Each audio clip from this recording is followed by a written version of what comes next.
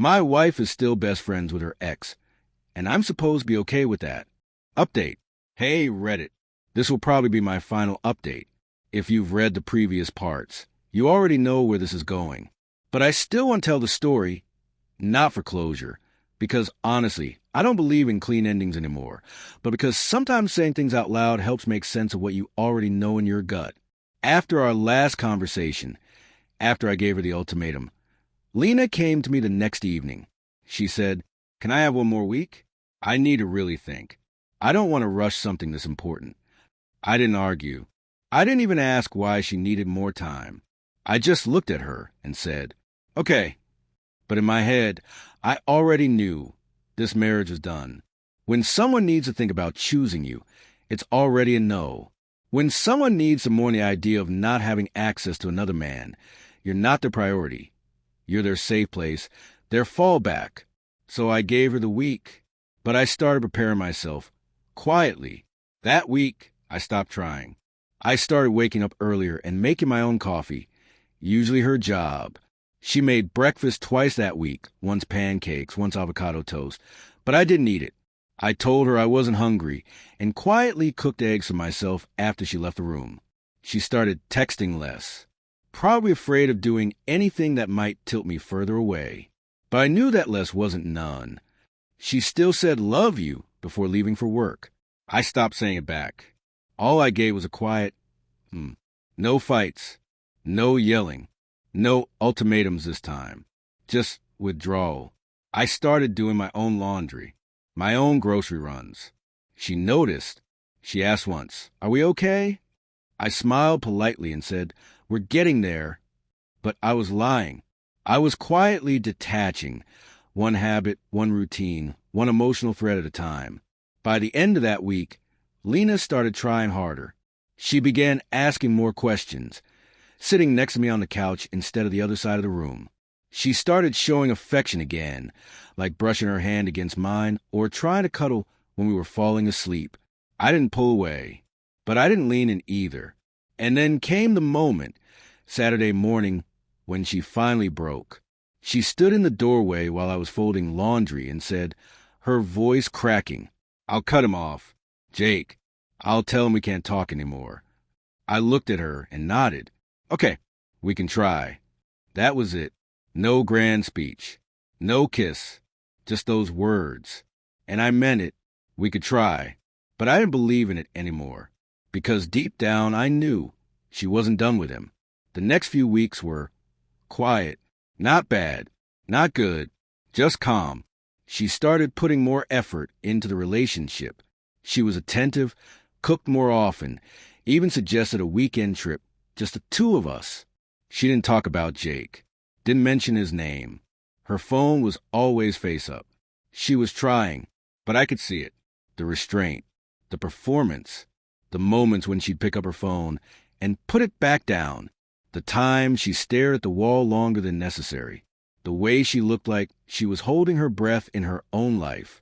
She didn't miss Jake the person. She missed a version of herself she could only access around him. And I knew, eventually, she'd break her promise.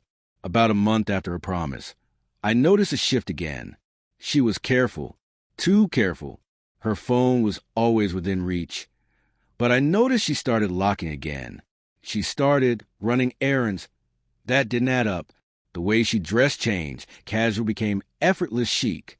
She wore perfume more often, even when she said she was just meeting a friend from work. I didn't ask. I didn't dig. I didn't accuse. One night, while she was in the shower, I took her phone off the nightstand and opened it. Same passcode. Still hadn't changed it. I didn't go digging through photos. I just opened her messages. And there it was. Jake's contact still there. I scrolled up and found exactly what I expected. Jake, still good for Friday? Lena, yes. 3:30, same hotel. Room 308, right? Jake, yeah. I'll bring your favorite wine. I won't keep you long. Just want to talk properly. I stared at that last sentence for a long time. Just want to talk properly.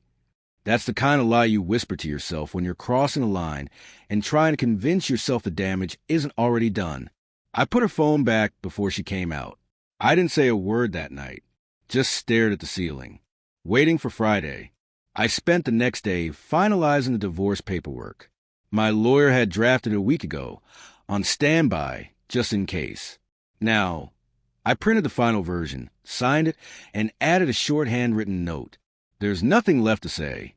You lied again. Room 308. I figured if you weren't going to end it, I would. Friday arrived. She left the house in a fitted blouse and a blazer, dressed like someone going to meet a client. I followed her, not in a hurry. No rage, just quiet, bitter confirmation.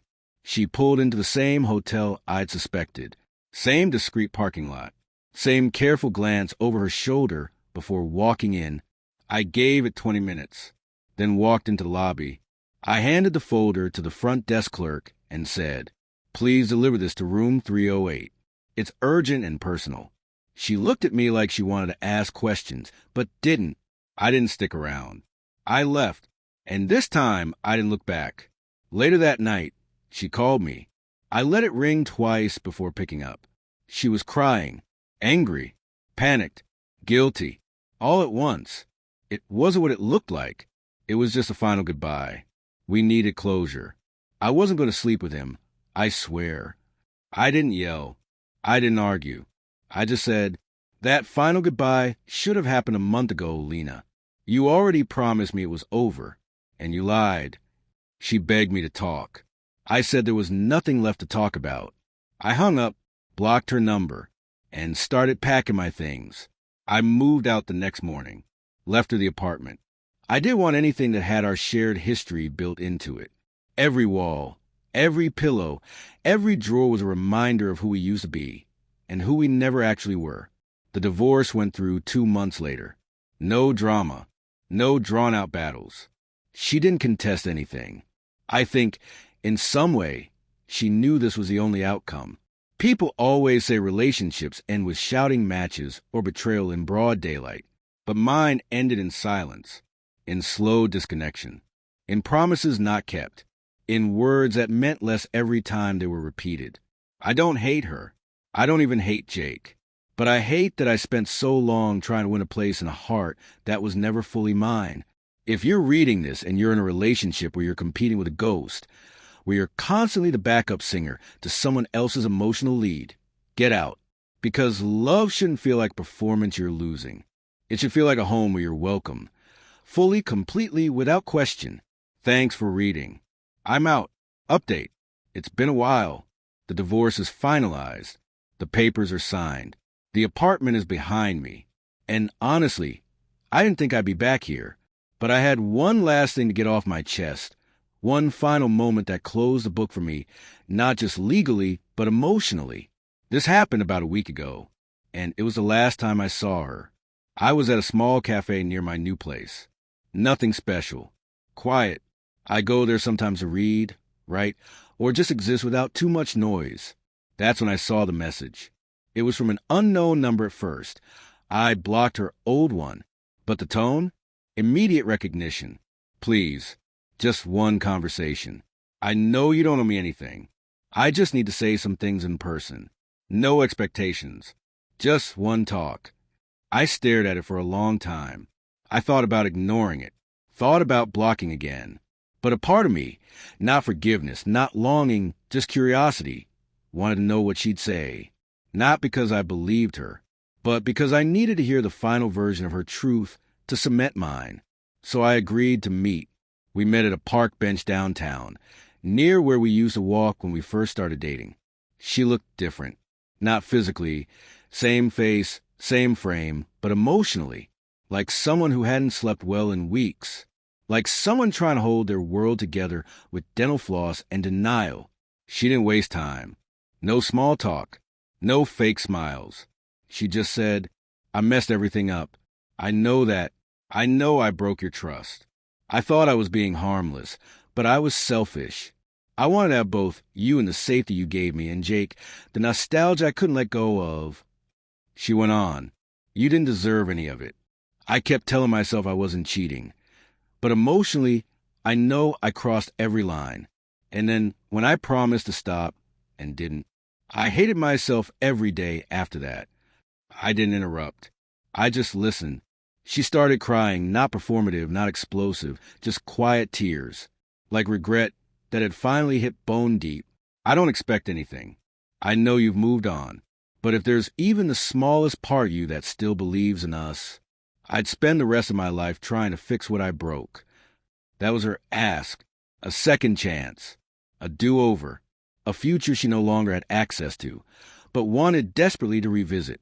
I took a breath, looked at the woman I once promised everything to, and I said, I believe you're sorry. I really do. I think you see it clearly now, maybe for the first time. But I also think you'll always have a blind spot for people who don't deserve the space they take up in your life. And I can't be collateral damage to that anymore. She wiped her face but didn't speak. I stood up. I loved you. I would have done anything for you. But loving someone who doesn't protect that love is how people destroy themselves. And I've already started healing. I'm not going back to bleeding. And then I walked away. She didn't follow. She didn't call out. And that silence was the first honest thing between us in a long time. Life isn't magically perfect, but it's real, peaceful. I wake up without wondering who she's texting. I eat breakfast without pretending I'm not hurt. I smile more, actually smile, not fake for the sake of it smile. And I'm rebuilding slowly but fully. I share this because I know someone reading this is probably in the same emotional tug-of-war I was in months ago. So here's my final message. If someone needs to be begged to choose you, they never really did. If someone treats your love like a convenience, it's not love, it's comfort. And if walking away feels like the hardest thing in the world, that's exactly when you have to. Because healing doesn't happen when they say sorry. Healing happens when you finally stop waiting for the apology to fix you. Thanks for sticking with me through all this. I'm finally free.